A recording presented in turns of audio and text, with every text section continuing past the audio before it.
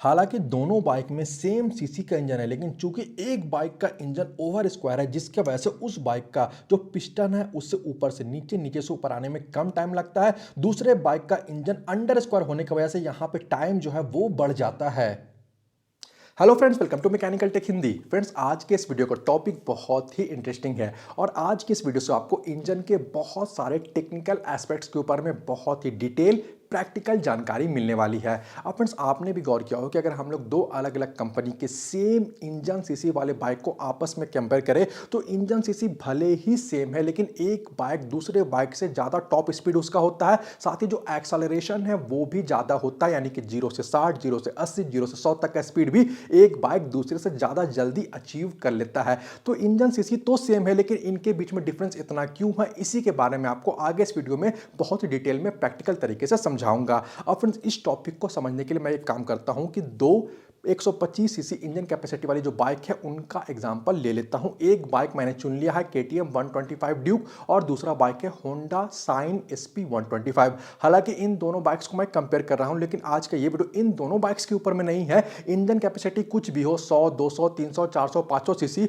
और किसी भी कंपनी की बाइक को बेसिकली कंपैरिजन जो है वो यूनिवर्सल है, इन बाइक्स के ऊपर में नहीं है। और मैं बात कर लूं KTM 125 ड्यूक की, तो यहां पे देखा गया है कि 120, 125, 130 तक के स्पीड को भी अचीव किया जा सकता है और टॉप स्पीड जो नोटेड है वो है 133 kilometre per hour. Honda sign SP 125 की बात कर ले तो यहां पे भी 110 के आसपास का स्पीड मिल ही जाता है हमें टॉप स्पीड, और जो नोटेड स्पीड है वो है 116 किलोमीटर पर आवर। अब हो सकता है कि आपने इन दोनों बाइक्स को इससे भी ज्यादा टॉप स्पीड में चलाया होगा, ये आज का टॉपिक नहीं है। वैसे आपने आज तक किसी भी बाइक को कितने टॉप स्पीड में चलाया है, आपका टॉप स्पीड कितना बाइक का, और आपके पास कौन सी बाइक है, ये आप मुझे कमेंट करके जरूर बताएं। साथ ही फ्रेंड्स, वीडियो को पूरा देखें और अगर आप चैनल पे नए हो तो चैनल को सब्सक्राइब भी जरूर कर ले। फ्रेंड्स, सबसे पहले मैं आपको बताता हूं कि इंजन सीसी का क्या मतलब होता है। ये आप देख रहे हो, ये है सिलेंडर ब्लॉक और इसके अंदर में ये वाला जो पार्ट देख रहे हो, ठीक है, ये जो पूरा पार्ट है इसे हम लोग कहते हैं सिलेंडर। मोस्टली जो हमारे बाइक्स होते हैं वहां पे सिंगल सिलेंडर का ही यूज किया जाता है। अब देखिए, इंटरेस्टिंग बात क्या है कि इस सिलेंडर का जो वॉल्यूम है, इस सिलेंडर के अंदर में जो भी एरिया है उस एरिया को ही हम लोग कहते हैं इंजन सीसी। अगर 150 सीसी का इंजन होगा, यानी कि इसके अंदर में जो एरिया होगा, जो वॉल्यूम होगा वो होगा 150 सेंटीमीटर क्यूब। अगर 250 सीसी का इंजन होगा तो ये जो सिलेंडर है इसका साइज थोड़ा और बड़ा हो जाएगा और अंदर में जो एरिया है वो बढ़ के हो जाएगा 250 सेंटीमीटर क्यूब। तो इंजन सीसी यही होता है। लेकिन यहाँ पे इंटरेस्टिंग बात ये भी है कि मोस्टली हमारा जो बाइक है वहां पे 3 तरह के इंजन आते हैं, ठीक है, square engine, under square engine और ओवर स्क्वायर इंजन। अब इसे भी इस टॉपिक को समझने के लिए समझना जरूरी है। तो फ्रेंड्स, मैं आपको बताता हूं कि ये जो आप एरिया देख रहे हो, ठीक है, इस एरिया को हम लोग कहते हैं सिलेंडर का बोर, यानी कि जो हमारा ये जो सिलेंडर है इसका जो डायामीटर है, जो व्यास है, जो ये गोलाई है, इसे हम लोग कहते हैं सिलेंडर बोर। और इसी सिलेंडर के अंदर में मैं आपको दिखाता हूं कि ये जो पिस्टन आप देख रहे हो, तो ये इस सिलेंडर के अंदर में कुछ इस तरह से आप देखो, इस तरह से लगा हुआ होता है और पिस्टन का सिलेंडर के अंदर में, ठीक है, इसके अंदर में यहां पे अप डाउन मोशन होते रहता है। तो पिस्टन को नीचे से ऊपर, ऊपर से नीचे जाने के लिए जो भी एरिया अवेलेबल होता है, जो भी लेंथ अवेलेबल होता है, उस लेंथ को हम लोग कहते हैं स्ट्रोक। ये हो गया बोर और ये हो गया स्ट्रोक, ठीक है। अब आप यहां पे समझो कि ओवर स्क्वायर, अंडर स्क्वायर और स्क्वायर इंजन क्या होता है। तो फ्रेंड्स, बेसिकली जो स्क्वायर इंजन होता है वहां पे ये जो बोर है, ठीक है, और ये जो स्ट्रोक लेंथ है, ये दोनों सेम होता है। आप मान लो ये भी 50 मिलीमीटर है और ये भी 50 मिलीमीटर है, तो उस तरह का इंजन हो गया स्क्वायर इंजन, ठीक है। जहां पे क्या होता है कि ये जो बोर है वो ज्यादा होता है और जो स्ट्रोक है वो कम होता है। मान लो ये है 70 मिलीमीटर और ये है 45 मिलीमीटर, तो उस तरह के इंजन को हम लोग कहते हैं ओवर स्क्वायर इंजन। और जहां पे ये जो है वो कम होता है और स्ट्रोक ज्यादा होता है, उसे हम लोग कहते हैं अंडर स्क्वायर इंजन। अब जो दो बाइक का हमने एग्जांपल लिया है, KTM 125 ड्यूक और जो हमारा होंडा साइन SP 125, तो KTM में 124.7 सीसी का ओवर स्क्वायर इंजन दिया गया है और साइन SP 125 में 124 सीसी का अंडर स्क्वायर इंजन दिया गया है। हालांकि सीसी आप देख लो ऑलमोस्ट सेम ही है, 0.7 का ही अंतर है, लेकिन ओवर स्क्वायर और अंडर स्क्वायर के वजह से ही जो टॉप स्पीड है, जो एक्सेलरेशन है, है उसमें हमें फ़र्क देखने को मिलता है। मैं आपको वो भी समझा देता हूँ। शुरुआत करते हैं हम लोग केटीएम के साथ। तो केटीएम में जो बोर है वो है 58 मिलीमीटर का और जो स्ट्रोक लेंथ है वो है 47.2 मिलीमीटर का। यानी केटीएम में क्या होता है कि केटीएम का पिस्टन को इंजन के सिलेंडर के अंदर में ऊपर से नीचे, नीचे से ऊपर यहाँ पे आने के लिए सिर्फ और सिर्फ 47.2 मिलीमीटर डिस्टेंस ही ट्रैवल करना पड़ता है। जिसके वजह से क्या होता है कि केटीएम बाइक में जो हमारा पिस्टन चूंकि बहुत तेजी से ऊपर नीचे हो रहा है, जिसके वजह से केटीएम में जो पावर स्ट्रोक है वो ज़्यादा जल्दी जल्दी होता है। और चूंकि ये ज़्यादा जल्दी जल्दी ऊपर नीचे हो रहा है, स्ट्रोक लेंथ कम होने की वजह से, ओवर स्क्वायर इंजन होने की वजह से, तो ये जो आप क्रैंक शाफ्ट देख रहे हो इसका आरपीएम भी केटीएम में ज़्यादा होता है। आरपीएम जिसे नहीं पता उन्हें मैं बताना चाहूँगा कि ये जो क्रैंक शाफ्ट देख रहे हो आप, तो 1 मिनट में ये क्रैंक शाफ्ट जितनी बार भी घूमता है, अगर 1000 बार घूमा तो आरपीएम हो जाएगा 1000, 2000 बार घूमा तो आरपीएम हो जाएगा 2000।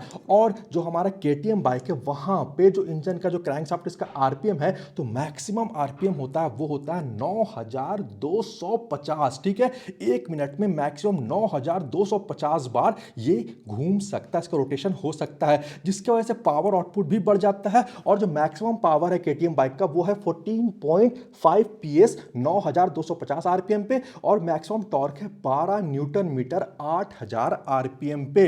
अब आ जाते हैं हम लोग साइन में, जिसमें अंडर स्क्वायर इंजन को दिया गया है। तो वहां पे चूंकि अंडर स्क्वायर इंजन है तो बोर यहां पे है 50 मिलीमीटर का और जो स्ट्रोक लेंथ है वो है 63.1 मिलीमीटर का। तो आप केटीएम के मुकाबले देख सकते हो कि इंजन की कैपेसिटी तो सेम है, लेकिन जो साइन बाइक है वहां पे पिस्टन को ऊपर से नीचे, नीचे से ऊपर जाने के लिए 63.1 मिलीमीटर जो डिस्टेंस है वो ट्रैवल करना पड़ता है। जिसकी वजह से स्लाइटली ये होता है कि जो हमारा साइन बाइक है वहां पे पावर स्ट्रोक थोड़ा लेट होता है केटीएम के मुकाबले, और आरपीएम जो है वो भी कम हो जाता है चूंकि स्ट्रोक लेंथ ज्यादा है, तो जिसकी वजह से जो आरपीएम है वो कम हो जाता है। और यहां पे साइन बाइक में आप देख लो कि जो मैक्सिमम पावर है वो जस्ट 10.8 पीएस है 7500 आरपीएम पे, और जो मैक्सिमम टॉर्क है वो है 10.9 न्यूटन मीटर 6000 आरपीएम पे। तो आप इन दोनों बाइक के कंपैरिजन में अभी तक तो समझ गए कि इंजन की कैपेसिटी भले ही सेम है, लेकिन बोर, स्ट्रोक, कंप्रेशन रेशियो, इन सब की वजह से क्या होता है कि जो केटीएम बाइक है वहां पे ज्यादा जल्दी जल्दी और ज्यादा पावर प्रोड्यूस होता है, आरपीएम भी ज्यादा है, जिसकी वजह से हमें ज्यादा जल्दी केटीएम बाइक से एक्सेलरेशन देखने को मिलता है। 0 से 60 हो गया, 0 से 80, 0 से 100 हम केटीएम में ज्यादा जल्दी अचीव कर पाते हैं। लेकिन यहां पर अगर हम टॉप स्पीड की बात करें तो गियर रेशियो भी यहां बहुत ज्यादा मैटर करता है, और यह बात भी आपको समझना होगा। फटाफट से मैं पहले क्या करता हूं कि इसे अरेंजमेंट कर लेता हूं गियर रेशियो को समझाने के लिए, क्योंकि जो केटीएम बाइक है वहां पर आप देखोगे कि 6 गियर होता है और शाइन में 5 गियर होता है, तो इसे भी समझना जरूरी है। मैं इसे अरेंज कर लेता हूं। वैसे फ्रेंड्स, अभी तक आपको वीडियो अगर अच्छा लग रहा हो तो वीडियो को लाइक जरूर कर दे, और अगर चैनल पर नए हो या अभी तक चैनल को सब्सक्राइब नहीं किया तो चैनल को सब्सक्राइब भी आप जरूर कर ले। चलिए, अब आपने अपने बाइक के इंजन को स्टार्ट किया है, ठीक है, बाइक किसी भी गियर में हो सकती है, आप बाइक को चला रहे हो, तो उस टाइम पे क्या होता है कि ये जो क्रैंकशाफ्ट है ये घूम रहा होता है, और चूंकि ये क्लच असेंबली की वजह से ये दोनों आपस में कनेक्टेड हो गए हैं। ये गियर बॉक्स का आप मान लो कि जो हमारा इनपुट शाफ्ट है, ठीक है। तो अब मान लिया आपने 1 गियर, 2 गियर, 3 गियर, किसी गियर में भी आप रख सकते हो। तो बेसिकली आप समझ लो कि किसी भी गियर में आप रखे हुए हो, तो होता ये है कि ये जो गियर बॉक्स का इनपुट शाफ्ट है और ये जो गियर बॉक्स का आउटपुट शाफ्ट है, तो जिस भी गियर में आप रखोगे तो ये जो गियर से ये आपस में इस तरह से इंगेज हो जाते हैं। यानी कि ये जो हमारा क्रैंकशाफ्ट है ये इससे घुमा रहा है, बदले में चूंकि ये गियर्स इंगेज है तो ये जो हमारा शाफ्ट है इनपुट शाफ्ट, ये इस आउटपुट शाफ्ट को घुमा रहा है। अब ये जो आउटपुट शाफ्ट है ये बहुत सारे लिंकेजेस से होते हुए क्या होता है कि जो हमारा बाइक का चेन है उससे कनेक्टेड होता है, तो चेन भी घूमने लगता है, और फिर चेन जो है बाइक का आप देख भी सकते हो, पीछे चक्का जो यहाँ पे आप देख रहे हो, तो पीछे चक्के से कनेक्टेड होता है चेन, तो फिर पीछे चक्का भी हमारा घूमने लगता है। अब यहां तक समझ गए। अब मैं आपको जो 5 गियर और 6 गियर के बीच का डिफरेंस है उसे समझा देता हूं। तो फ्रेंड्स, इतना आप समझ लो कि ये जो हमारा आउटपुट शाफ्ट है ये जितना तेजी से घूमेगा उतना ज़्यादा हमें टॉप स्पीड मिलने का चांस होता है। अब एग्जांपल समझ लो गियर रेशियो, बहुत जरूरी समझना इसे।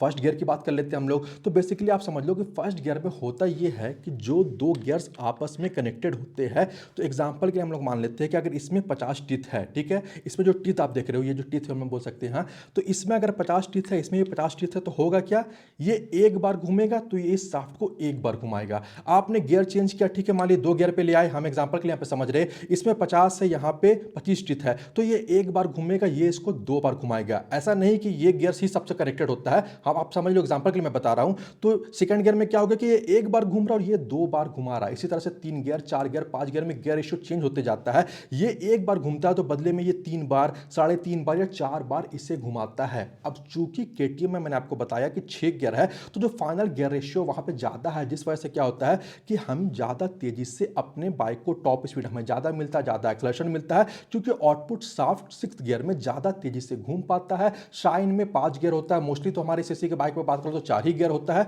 तो वहां पे हम लोग को गियर रेशियो कम मिलता है। तो आप समझ लो कि जो गियर रेशियो है, और जैसा कि मैंने आपको बता ही दिया कि बोर स्ट्रोक का जो लेंथ है, over square under square engine है, इन सब के फर्क के वजह से ही हमें इंजन की कैपेसिटी सेम होने के बावजूद दो बाइक में अलग अलग टॉप स्पीड, अलग अलग एक्सेलरेशन वगैरह देखने को मिलता है।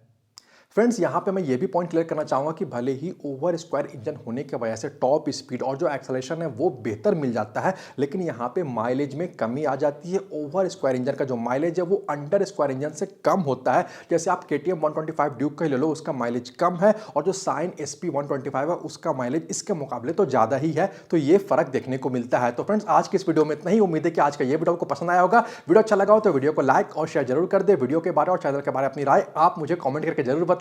इसके अलावा अगर आप चैनल पे नए हो या अभी तक आपने चैनल को सब्सक्राइब नहीं किया तो प्लीज चैनल को सब्सक्राइब कर ले और बेल आइकन को भी दबा ले, ताकि आने वाले इंपॉर्टेंट वीडियोस के अपडेट आपको नोटिफिकेशन के थ्रू मिलते रहे। मिलते अगले वीडियो में। Thanks for watching this video. Good bye.